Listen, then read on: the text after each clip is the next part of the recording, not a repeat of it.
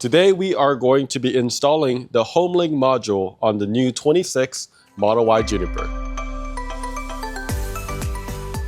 So if you have the Model Y Launch Edition or any Model Y Juniper, it actually does not come with HomeLink enabled. So what that means is you do get HomeLink, but it is a subscription basis with MyQ, which I think a lot of people have mixed feelings about that. So the 2018, the first Tesla I got was the 2018, and it actually had this module installed in the front of the bumper right inside right here.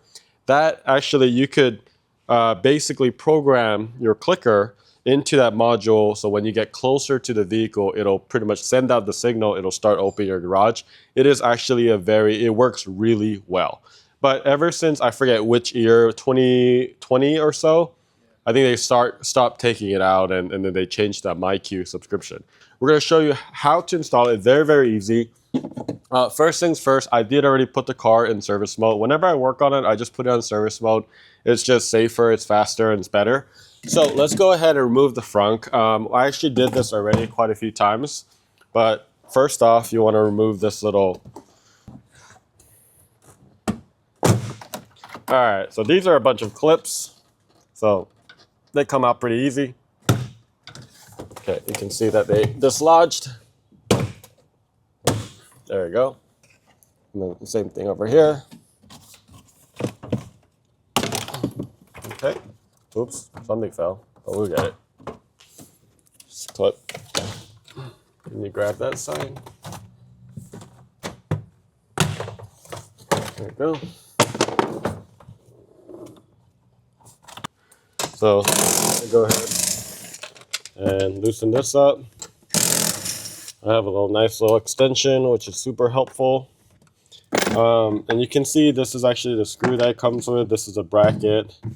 And then you got two more right here. Way less screws on the newer Juniper, which is nice. And then you do have to remove this right here. Typically, that's how you remove it. It's super easy. These little clips right here. And then this is kind of annoying to remove, to be honest.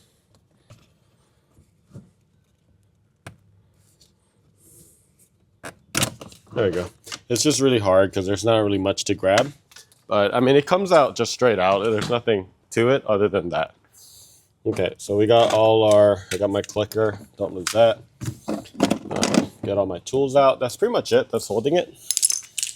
All right, so this tub is just going to come out. And then there's a bunch of, it's not a clip, but you see it's like this little holder right there. And then it kind of is under this seal. So we're going to do the same thing right here. Be careful.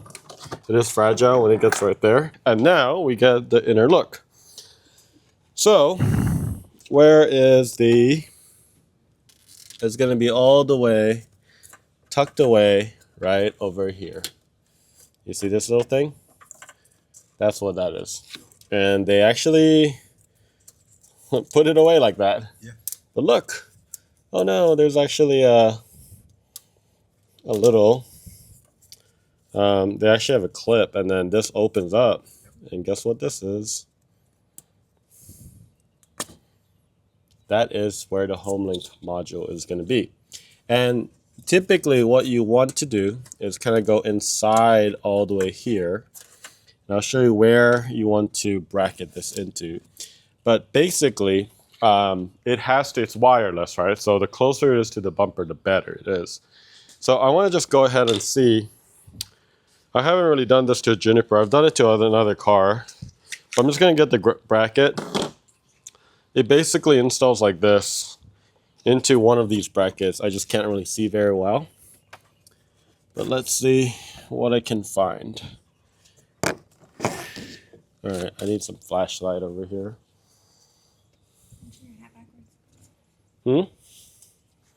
Oh, yeah. Yeah, it's gonna be on this side because this really can't reach right here. It's gotta be somewhere over there. We figured it out. So really, originally on the Model Y, there's this like little Y bracket. I don't know if it's Y, but there's this like bracket like that goes this way. This is the latch for the frunk. You have to remove the reservoir. So, and that's a hard word to say. So basically, this little 10 millimeter here, 10 millimeter here, and there's actually a hidden 10 millimeter all the way inside. Be careful. Obviously, it has your your fluid in there. You just tip it back, and look at that. It's right there. Okay, so super easy once you remove that. And basically, this is the right way to put the bracket. You do have to go this way, and then it goes underneath. And then, let me see if I could get a better... You see, there's actually two holes. So let me just explain. There's two holes right here. It needs to go from the inside and then through the two holes. So they don't make it easy. I mean, I guess that's why they charge you all that money. All right, so I got my bracket on, and then here's what they give you, this little 10 mil. And this is where, if you have smaller fingers, God bless you. If you don't, sucks. Okay, so I'm just gonna go ahead, and while not trying to block the camera, that's honestly the hardest part. You have to kind of get under there somehow and then screw it. Again, that's the most difficult part. I'm going to go ahead and take out my watch because it's a little... I like taking out my watch whenever I work on stuff. How am I supposed to get that under there? That's the question. Am I on the way? Yeah, let's swap because I just can't get the right angle. That'll help a lot. Okay. It goes all the way inside right here. Okay. And here's the thing, it doesn't stay very hard or anything like that. So you have to be very, very gentle and careful. That can be challenging. Let me see what the best angle of attack would be here. All right, I'm gonna figure, I think this is still too fat, if I'm being totally honest. Okay, let's just move this a little bit out of the way, just a little bit.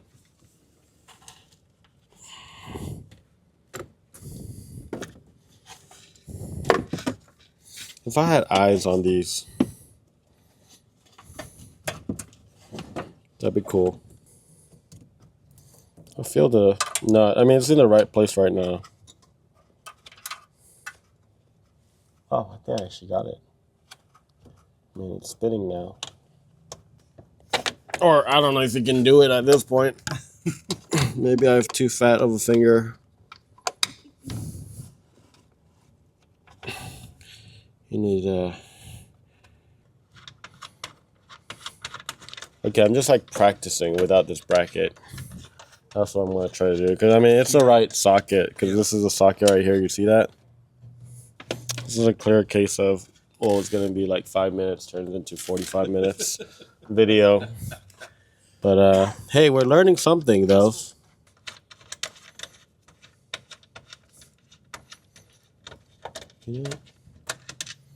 I'm going to try something. Oh, my goodness. Dude, I'm getting so old. Holy crap. That back. Okay. I got another screw. This is actually an OEM one. I have a feeling that that was the reason why it was so hard. It's longer? Yeah. If not, my pride will be hurt. It's just me then. It's not the screw. Okay. No, it's long enough. I just suck. Alright, let me try a different route. Oh my goodness. Why do you need a crash bar? Can we just remove this crash bar? Sure. No, I'm just kidding. We need the crash bar. Bad joke. Safety's everything.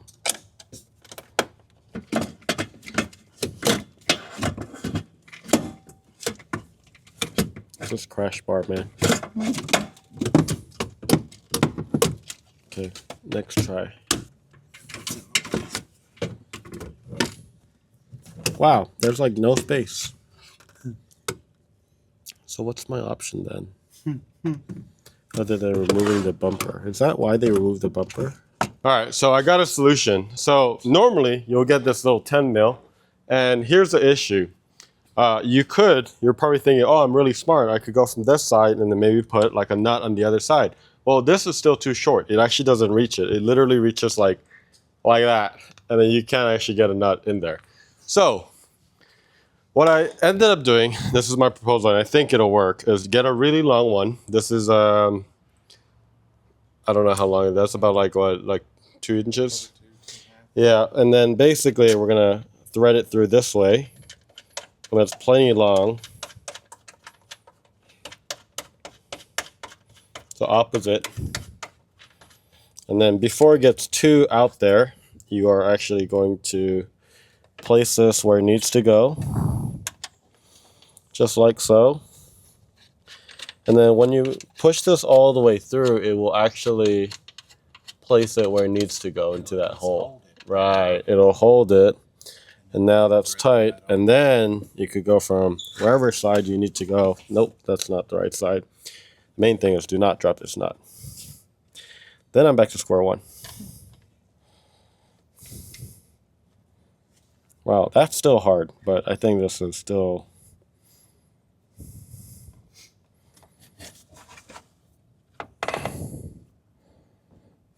Okay, let's see if I can get under there.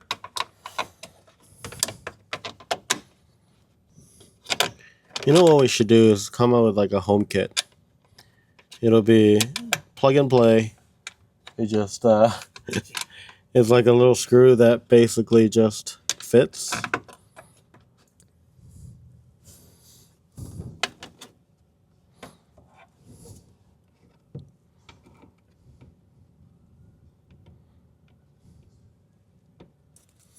All right, we got this now. After a bit of a struggle, I think I got sunk fallacy. I kept trying, and I was like, I know I could remove the bumper, but I don't want to. You know, it's like, why would I remove it if I don't have to? So I finally find it out. You need to use a stubby, 10 millimeter, about this size. This is how I did it. I have, I would say, average, probably fatter fingers, maybe. I don't know. It's pretty. You kind of put your whole hand inside there, and then you could basically find the nut on this side. Make sure you're on the right one, and that's really, there's not an easy way, and I don't make it look easy right now either, but you'll eventually find it, and then basically you just kind of have to ratchet it like this, and then you need a ratchet. I don't think you could do it with like a wrench. I mean, you could get a ratchet wrench, and then maybe you'll be able to do it, but it needs to be a stubby. You don't have a lot of room, just because, I mean, look at this thing. There's this little, you know, it's kind of like a Y bracket right there, and then you have to go behind it. And then I tried a bunch of stuff. I tried putting a long 10 mil bolt. That didn't work because you're still going to have to go around it, and you still need to put your finger there, which is also hard. So you're kind of back to square one. So I think use the original bolt. If you are going to remove the bumper, you can, but I don't think you have to, especially if you have smaller hands. Okay. So we got everything pretty much done. Before we actually do it, we got this little cable right here. You want to go inside this, right here, you see that? And then, man, you're just going through some weird areas right here. All right, here we go. And then basically you want to plug it up. Like I said, there's no other way to plug it up. You heard that clip? And then that red. And then it has the Tesla logo and then the QR code. Okay. And then you basically slide it. Okay, let me look at the bracket again. Oh, like it has to slide in like this. You see that? Like really, you really have to get in there.